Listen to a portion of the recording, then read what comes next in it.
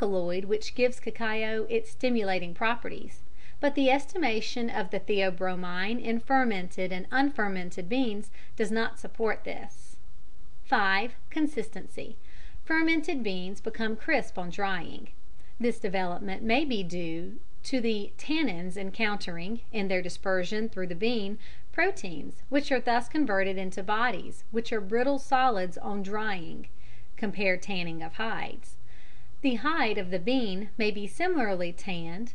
The shell certainly becomes leathery unless washed, but a far more probable explanation in both cases is that the gummy bodies in bean and shell set hard on drying. We see then that although fermentation was probably originally followed as the best method of getting rid of the pulp, it has other effects which are entirely good. It enables the planter to produce a drier bean, and one which has, when roasted, a finer flavor, color, and aroma than the unfermented. Fermentation is generally considered to produce so many desirable results that M. Parrott's suggestion of removing the pulp by treatment with alkali and thus avoiding fermentation has not been enthusiastically received. Beans which have been dried direct and those which have been fermented may be distinguished as follows. Cacao beans. Dried direct. Shape of bean, flat. Fermented and dried. Shape of bean, plumper. Dried direct, the shell is soft and close-fitting. Fermented and dried, the shell is crisp and more or less free. Dried direct, the interior color is slate blue or mud brown. Fermented and dried, the interior color bright browns and purples. Dried direct, the interior consistence leather to cheese. Fermented and dried, interior consistence crisp. Dried direct, interior appearance solid. Fermented and dried, interior appearance open grained. Dried direct, interior taste more or less bitter or astringent. Fermented and dried, interior taste less astringent. Whilst several effects of fermentation have not been satisfactorily accounted for, I think all are agreed that to obtain one of the chief effects of fermentation, namely the brown color, oxidation is necessary. All recognize that for this oxidation the presence of three substances is essential. 1. The tannin to be oxidized. 2. Oxygen. 3. An enzyme which encourages oxidation. All these occur in the cacao bean as it comes from the pod, but why oxidation occurs so much better in a fermented bean than in a bean which is simply dried is not very clear. If you cut an apple, it goes brown owing to the action of oxygen absorbed from the air, but as long as the apple is uncut and unbruised it remains white. If you take a cacao bean from the pod and cut it, the exposed surface goes brown, but if you ferment the bean, the whole of it gradually goes brown without being cut. My observations lead me to believe that the bean does not become oxidized until it is killed, that is, until it is no longer capable of germination. It can be killed by raising the temperature, by fermentation, or otherwise, or as Dr. Fickenday has shown, by cooling to almost freezing temperatures. It may be that killing the bean makes its skin and cell walls more permeable to oxygen, but my theory is that when the bean is killed, disintegration or weakening of the cell walls, etc., occurs, and as a result the enzyme and tannin, hitherto separate, become mixed, and hence able to actively absorb oxygen.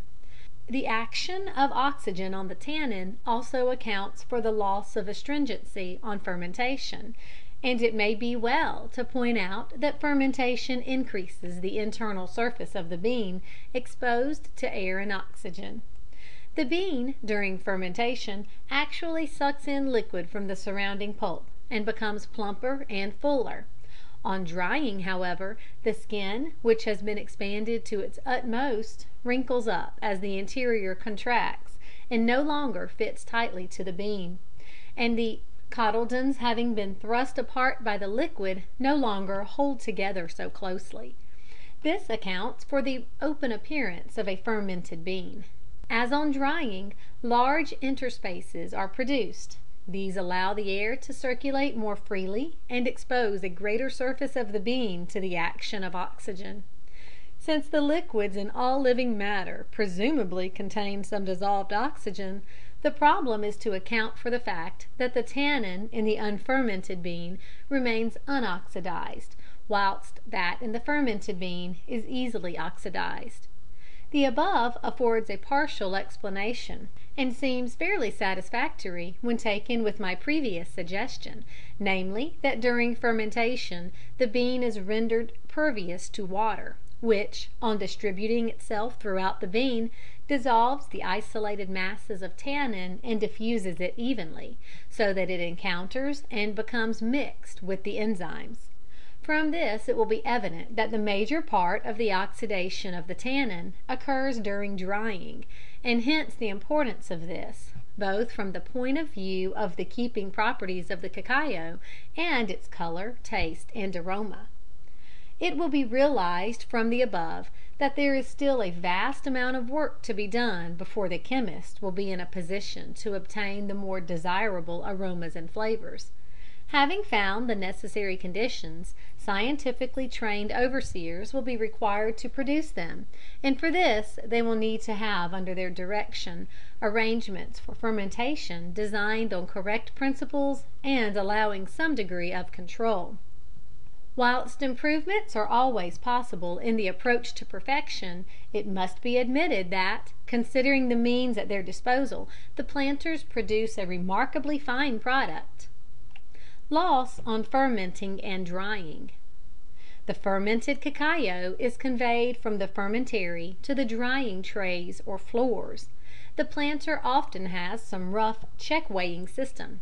Thus, for example, he notes the number of standard baskets of wet cacao put into the fermentary, and he measures the fermented cacao produced with the help of a bottomless barrel. By this means he finds that on fermentation the beans lose weight by the draining away of the sweatings according to the amount and juiciness of the pulp round them. The beans are still very wet, and on drying lose a high percentage of their moisture by evaporation before the cacao bean of commerce is obtained. The average losses may be tabulated thus: weight of wet cacao from pod, 100. Loss on fermentation, 20 to 25. Loss on drying, 40. Cacao beans of commerce obtained, 35 to 40. The drying of cacao is an art. On the one hand, it is necessary to get the beans quite dry, that is, in a condition in which they hold only their normal amount of water, 5 to 7%, or they will be liable to go mouldy. On the other hand, the husk or shell of the bean must not be allowed to become burned or brittle. Brittle shells produce waste in packing and handling, and broken shells allow grubs and mold to enter the beans when the cacao is stored. The method of drying varies in different countries according to the climate. Jose says, "In the wet season, when Father Sol chooses to lie low behind the clouds for days, and your cocoa house is full, your curing house full, your trees loaded, then is the time to put on his mettle, the energetic and practical planter. In such tight corners, amigo, I have known a friend to set a fire under his cocoa house, to keep the cocoa on the top somewhat warm. Another friend's plan, and he recommended it, was to address his patron saint on such occasions. He never addressed that saint at other times." In most producing areas sun drying is preferred, but in countries where much rain falls, artificial dryers are slowly but surely coming into vogue. These vary in pattern from simple heated rooms with shelves to vacuum stoves and revolving drums.